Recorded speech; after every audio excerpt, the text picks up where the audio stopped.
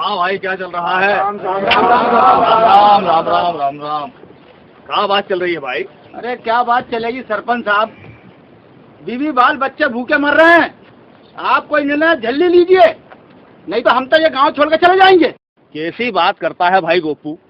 अरे हमारे पूर्वजों की जमीन यहीं पर है, हमारे बाप दादा भी यहीं निवास करते आए हैं, और तो और हमारे कुल देवता भी यहीं पर हैं। पर सरपंच साहब, गांव की हालत दिन पर दिन खराब होती जा रही है।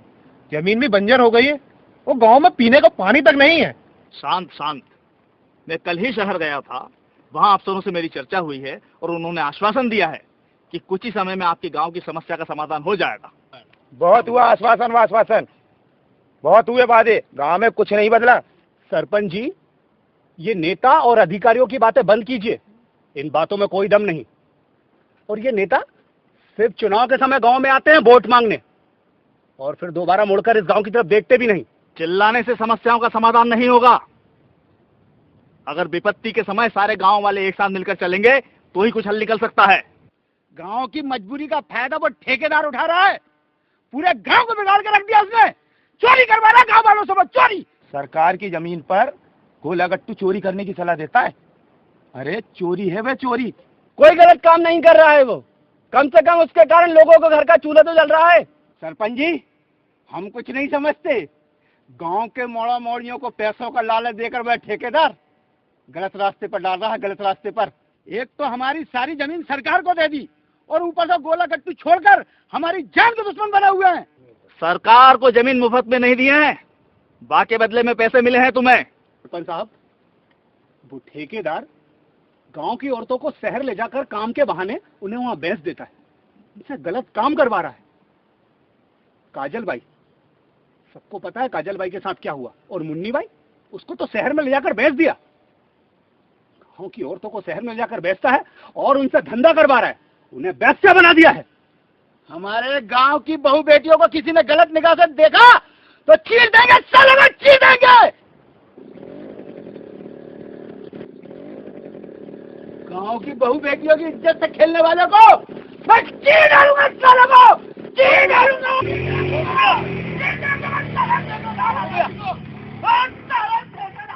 ले जाओ, बैठो। आज की सभा यहीं खत्म होती है, अगली बैठक पंचायत की बुलाई जाएगी।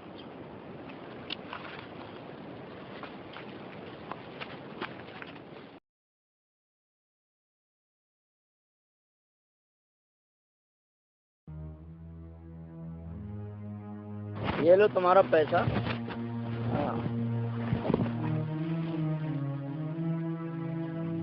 लो, और इसको गिन लो। तुमने कम माल लाए थे इसलिए कम पैसा है। अब माल वाल बढ़ाओ, क्या है ये थोड़ा थोड़ा माल ला रहे हो, ठीक है। अब जय सप्ताह का माल का पूरा पैसा मैंने तुम लोगों को दे दिया है। अब अपना हिसाब किताब सब बराबर।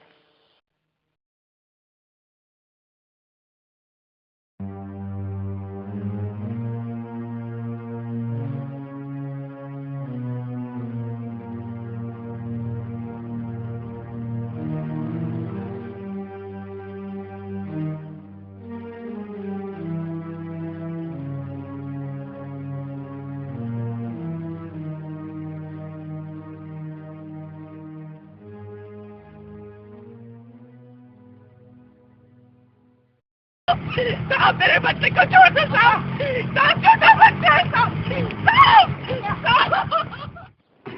सबरू, अरे भाई, काम के लिए कब तक परेशान होते रहोगे? गांव में कोई काम भी तो नहीं है।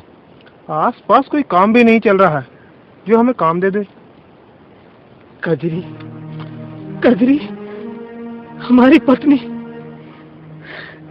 मैं उसे परेशान नहीं देख सकता। हर कोशिश करके देख ली, जो कर सकता था बंजर धरती को खोद डाला। हमारे बैल बिक गए। अब तो समझ में नहीं आता क्या करें भैया, क्या करें। सबरू, इसमें समझने वाली क्या बात है? देखो, ठेकेदार गोला गट्टू के इस समय अच्छे दाम दे रहा है। भैया पूरे 50 रुपए दे रहा है। 50 रुपए? हाँ 50 रुपया। अगर ज्यादा तांबा मिलता है ना तो 80 रुपए भी देता है वो। और सबरू, गोला गट्टू बीनने के अलावा अब हमारे पास और कोई चारा नहीं है। पर ये काम तो गलत है भैया, इसमें तो जान भी जा सकती है। गांव के न जाने कितने लोग मारे जा चुके, कितनी औरतें विधवा हो चुकी।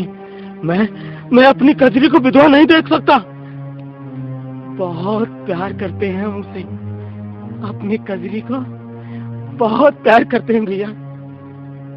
अरे भैया, अभी तक जो लोग भी मरे हैं वो सब मूर्ख थे। जब गोला दागा जाता है, जब हमें वहां नहीं जाना है। और भैया, अगर शरीर पर बम गिरेगा तो आदमी तो मरेगा ना। भैया, गोला जब छूटता है तो गोले पे जिसकी नजर होती है, गोला उसका और लोहा तांबा भी उसका। जिसने गोला उठाया, माल भी उसी का। ऐसा है। और भैया देखो, घबराने वाली कोई बात नहीं।